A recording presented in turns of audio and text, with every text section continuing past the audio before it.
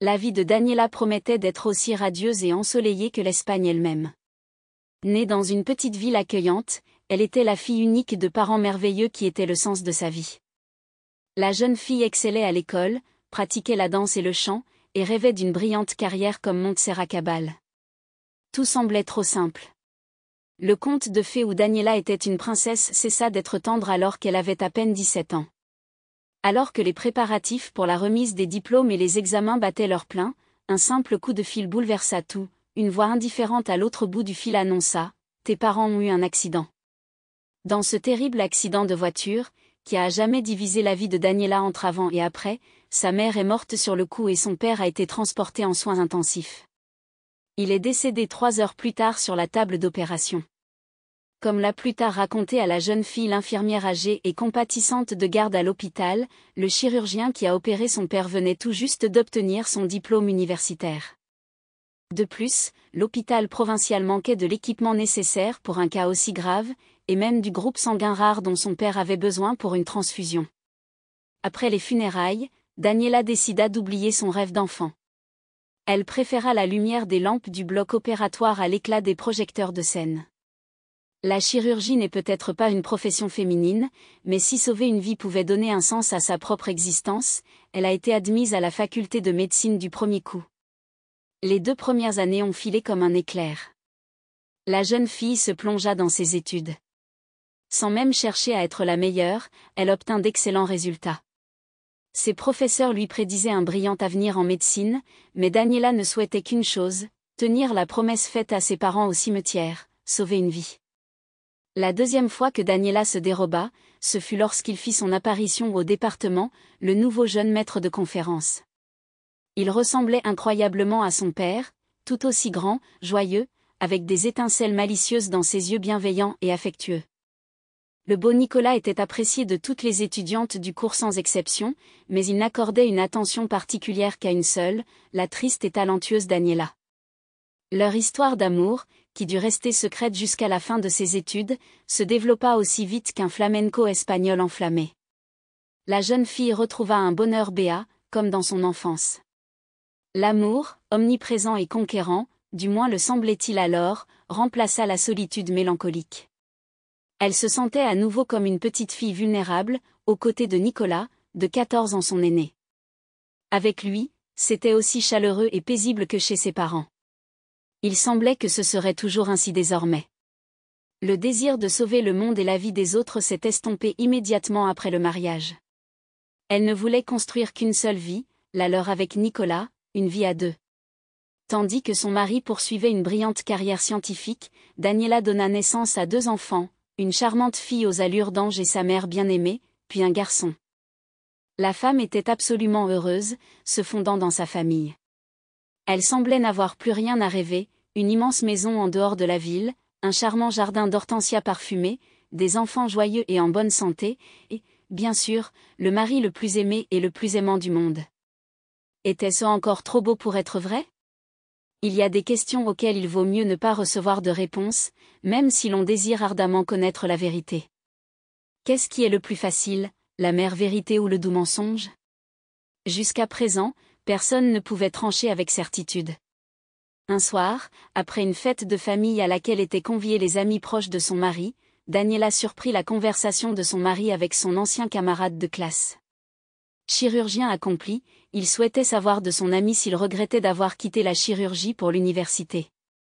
Tu étais le plus jeune d'entre nous, chirurgien, et tu disais toujours que tu ne pouvais pas vivre sans la passion chirurgicale quand tu comprenais que la vie de quelqu'un était entre tes mains. Et soudain, du jour au lendemain, tu as abandonné ta profession chérie pour revenir comme maître de conférence à l'université. D'où venait un tel changement de plan et d'humeur ? Daniela elle-même s'était souvent demandé pourquoi un si brillant spécialiste préférait rester théoricien. Elle avait entendu parler d'une histoire tragique survenue à l'instant même par sa faute. Mais chaque médecin a son propre cimetière, cyniquement, mais c'est un fait. Le dialogue, écouté par inadvertance ce soir-là, fut vite oublié. Nicolas a changé de sujet. Probablement le destin. Ça veut dire que je suis plus utile à la science qu'à mes patients. Parlons de quelque chose de plus agréable. Les hommes se tournèrent vers les débats politiques et Daniela s'intéressa, ou plutôt s'attacha, à obtenir une réponse à la question restée sans réponse pendant 10 ans. Nicolas emmenait souvent sa femme à divers colloques et réunions de clubs scientifiques. Elle savait impressionner et contribuer aux discussions sur tous les sujets médicaux. Cette fois-ci, lors d'un événement de ce genre, alors que la discussion portait sur la valeur de la vie humaine, Daniela s'est souvenue et a raconté aux collègues de son mari son rêve de jeunesse de sauver quelqu'un un jour. Elle a longuement parlé de l'importance de se battre jusqu'au bout, tant qu'il y a une chance de salut. Il faut toujours se battre jusqu'au bout, quelles que soient les circonstances, car rien ne justifie la mort. Après tout, chaque vie humaine est plus importante pour chacun que la sienne. Daniela était tellement absorbée par son discours inspirant qu'elle n'a même pas remarqué que Nicolas quittait la pièce et rentrait chez lui pour la première fois depuis 10 ans, seul sans elle. Plus tard, en arrivant en taxi, elle eut une autre mauvaise surprise à la maison. Son mari était fortement ivre. La femme, désemparée, ne l'avait jamais vu dans cet état. Il pleurait, débitant des absurdités incohérentes à propos de meurtre, du manque de sang à l'hôpital et de ses forces. Je n'aurais toujours pas pu. Personne ne m'a arrêté. J'ai dit que je pouvais, mais personne n'y a cru, et je n'ai pas pu. Il est mort, et maintenant je suis en vie, et il aurait pu. Il avait une famille. La femme agitée, luttant contre une rancœur incompréhensible, peinait à mettre son mari au lit, espérant qu'au matin tout serait oublié et qu'il se réveillerait lui-même, le gentil et joyeux Nicolas. Mais les prémonitions troublantes ne tardèrent pas à se matérialiser. Le lendemain marqua le début de la fin. Une fin imprévisible, comme tout désastre, absurde, qui a poussé Daniela à grandir, à repenser sa vie et à repartir de zéro. À son réveil, Nicolas a décidé de se confier et de dire enfin la vérité à sa femme bien-aimée. Si seulement il pouvait prévoir les conséquences que cette révélation entraînerait pour lui. Le cœur glacé, saisi d'une froideur insupportable, Daniela écoutait l'histoire d'un homme instantanément passé du statut d'être aimé à celui d'être redoutable et étranger. C'était l'histoire d'un homme mourant, blessé dans un accident de voiture, amené à l'hôpital où travaillait le jeune chirurgien. Il avait perdu beaucoup de sang, nécessitant une transfusion d'urgence. Le temps pressait. Mais l'hôpital n'avait plus de sang rare du 4e groupe disponible, et transporter le patient vers une autre clinique n'était plus envisageable. Attendre l'arrivée du sang était également hors de question. J'étais le seul chirurgien de cet hôpital rural, j'ai donc dû prendre la décision la plus difficile de ma vie. Le jeune médecin courageux a décidé d'opérer du mieux qu'il pouvait. Mais le patient est décédé une demi-heure après le début de l'opération. Le plus terrifiant dans la confession de Nicolas était que son excès de confiance en lui était responsable de ce qui s'était passé. Depuis 10 ans, je revis cette histoire encore et encore. Maintenant, après y avoir réfléchi, je réalise que j'aurais pu sauver ce pauvre homme si seulement j'avais demandé de l'aide à mes collègues et si j'avais été un peu plus expérimenté. Mais je n'arrive toujours pas à me résoudre à opérer après cet incident. Chaque fois que j'entre au bloc opératoire, tout s'écroule, comme si c'était hier. Quand Daniela lui a demandé s'il se souvenait des proches du patient, Nicolas a avoué. Je sais que sa femme est morte dans le même accident, mais sa fille a survécu. Je n'ai jamais eu le courage de la regarder dans les yeux. Je voulais la rencontrer, tout lui dire, mais je savais que ça ne servait à rien de me justifier. Rien ne pouvait changer maintenant. Nicolas avait entendu dire que les parents de Daniela étaient morts quand elle était adolescente. Mais Daniela n'aimait pas en parler, alors il ignorait toutes les circonstances de la mort de ses parents. Cependant, en répondant à la question de Daniela et en la regardant dans les yeux, si différents après 10 ans, il comprit tout. Le monde s'écroula pour eux deux, de tous côtés à la fois. Mais ils eurent des enfants. Il y eut une continuité, que ni la vérité révélée ni la douleur insupportable n'annulèrent. Bien qu'il fût difficile pour eux deux de surmonter cette douleur, et encore moins de la supporter, ils devaient la surmonter. Continuer à vivre avec la conscience qu'il n'y aurait plus jamais de vie commune pour eux deux. Ainsi, dans une famille qui, la veille encore, était au comble du bonheur, un sujet surgit, impossible à aborder.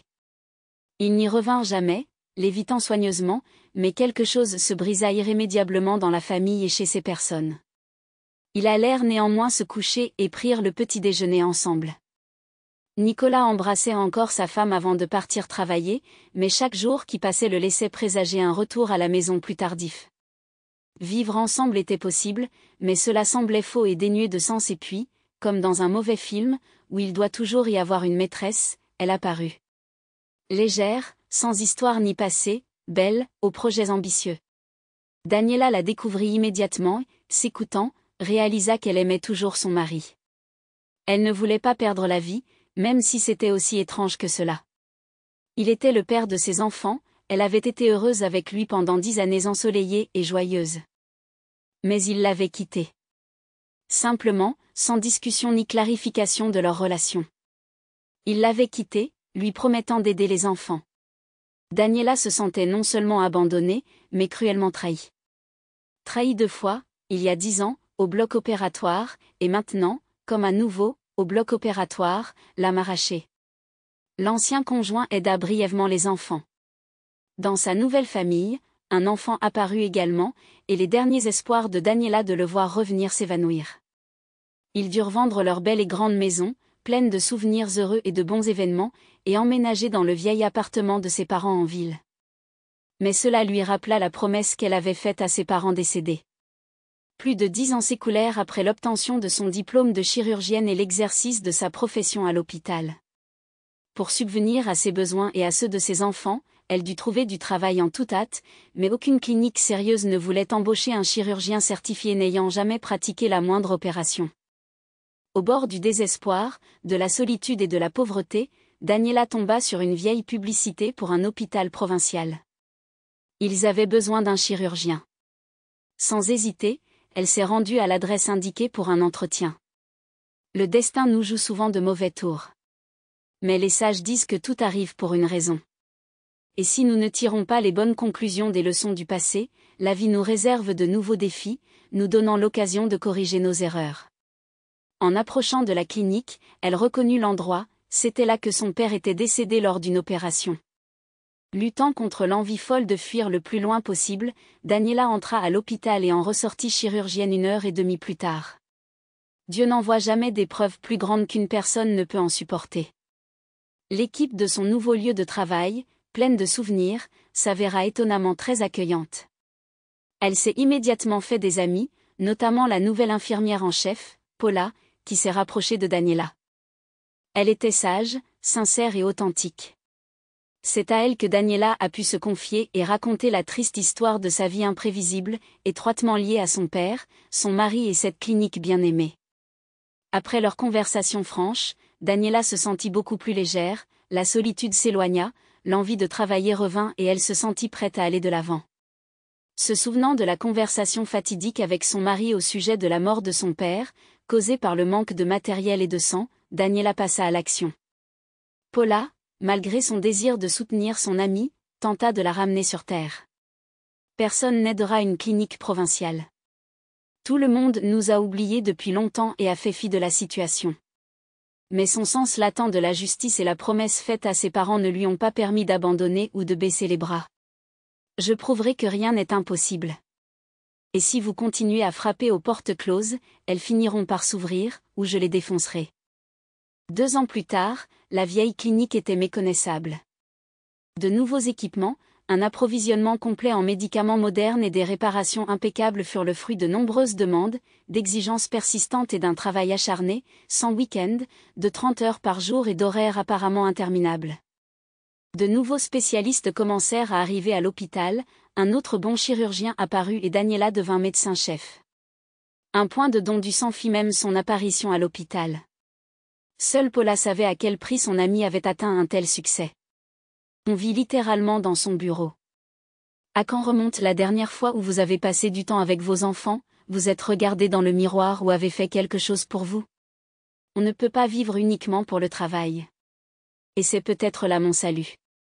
Quand je travaille, je n'ai pas le temps de penser à lui ou de me souvenir de lui.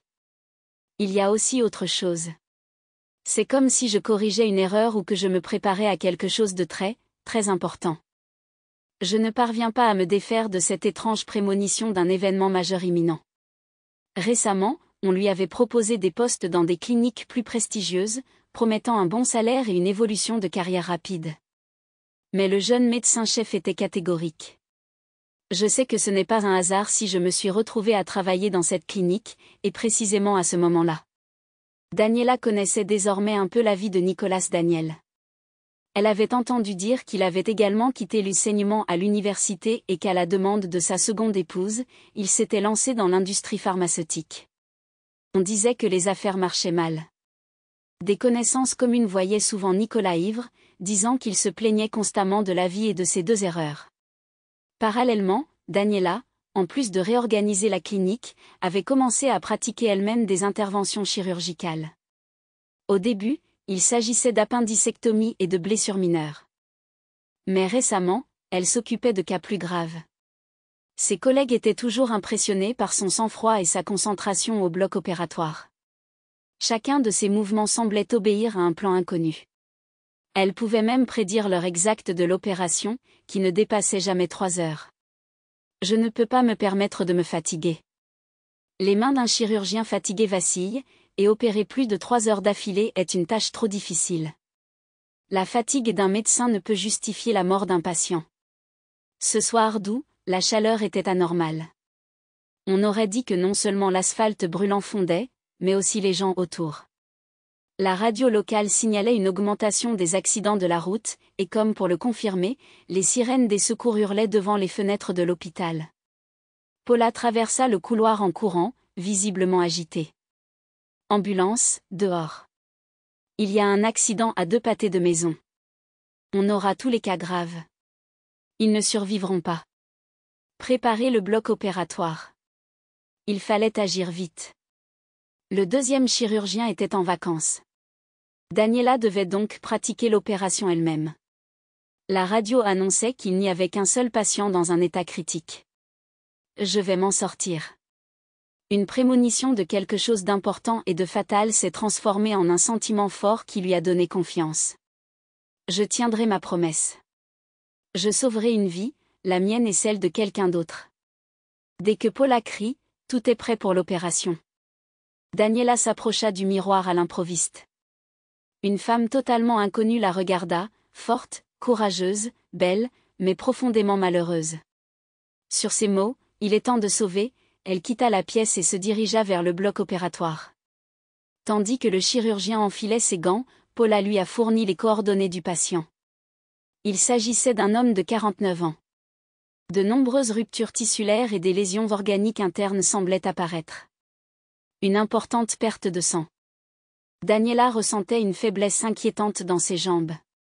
C'était exactement la même chose lorsque son père était dans cette salle d'opération. C'est exactement ce qu'ils avaient dit à son mari, en préparation de l'opération. Se forçant à se concentrer, elle s'approcha de la table et regarda le patient. « Oh mon Dieu! C'est impossible !» La femme hurla et se couvrit le visage de ses mains. Des larmes coulèrent de ses yeux. « Je n'y arriverai pas. C'est lui. » Ce qui se passait n'était clair que pour Paula, qui connaissait l'histoire de son malheureux ami. Elle a immédiatement deviné que son ex-mari était sur la table d'opération. Appelons un autre chirurgien. C'est impossible. Tu n'as pas le droit de l'opérer. Tes mains tremblent. Tu vas le tuer et tu ne te le pardonneras jamais. Son ami avait raison. L'espace d'un instant, les paroles de son mentor universitaire bien-aimé lui revinrent à l'esprit. Au bloc opératoire, personne ne vous apprécie, personne ne vous apprécie. Vous devez être vous-même aussi froide qu'un scalpel. Toute l'équipe réunie au bloc opératoire regarda Daniela avec crainte et compassion, et après ce qu'elle fit la minute suivante, avec un respect infini, voire une admiration. Se ressaisissant, essuyant les larmes qui la tenaillaient, Daniela ne se posa qu'une seule question. Qu'est-ce qu'il représente pour moi? Et sans hésiter, elle répondit à tout et s'approcha de la table. Je dois nous sauver la vie. Autrefois, nous n'étions que tous les 2. Daniela quitta la salle d'opération après 6 heures interminables. Pendant tout ce temps, elle ramassait le corps de Nicolas et sa propre âme en morceaux. Sans répondre aux questions de son collègue, elle se dirigea vers la porte. Il faisait nuit noire dehors. Elle avait du mal à respirer, mais un poids immense et insurmontable s'était évanoui. Pour la première fois depuis des années, elle sourit et réalisa qu'elle était de nouveau heureuse. Heureuse d'avoir tenu sa promesse faite à ses parents. Heureuse d'avoir sauvé une vie. Et pas seulement une, en sauvant celle de Nicolas, elle a sorti la sienne de l'oubli. Elle voulait danser à nouveau, courir pieds nus sous la pluie battante sans parapluie, serrer ses enfants dans ses bras et pleurer, mais cette fois de bonheur. Elle comprenait enfin ce que cela signifiait. Il s'avère que le bonheur, c'est savoir pardonner, aimer et lâcher prise tout en restant humain. Nicolas reprit finalement ses esprits 2 jours plus tard. Daniela se demandait si elle devait continuer à le surveiller elle-même ou confier cette tâche à un collègue, un excellent spécialiste. Mais elle décida d'aller jusqu'au bout. Ils entrèrent en guerre avec Paula, qui présenta le patient réveillé au médecin-chef de la clinique, soit dit en passant, au chirurgien qui lui avait sauvé la vie. Nicolas ne répondit rien. Des larmes coulèrent sur ses joues. Pour la première fois depuis des années, il sourit. Il fallut encore une demi-heure avant qu'il murmure enfin, « Je suis si heureux de te voir. Pardonne-moi si tu peux. » Et Daniela le pouvait. Pardonner, lâcher prise et aimer à nouveau. Elle se pardonnait à elle-même et à Nicolas. Après une longue convalescence, il est retourné à la chirurgie, dans la clinique de sa femme, passant d'un ex à un véritable ex une semaine après l'opération, il a dit à Daniela combien de fois, au fil des ans, il avait voulu revenir vers elle. Je me suis même mis sous tes fenêtres à plusieurs reprises. Mais j'étais si faible que je ne pouvais pas te regarder dans les yeux, comme à l'époque, après la mort de ton père. Je suis un lâche.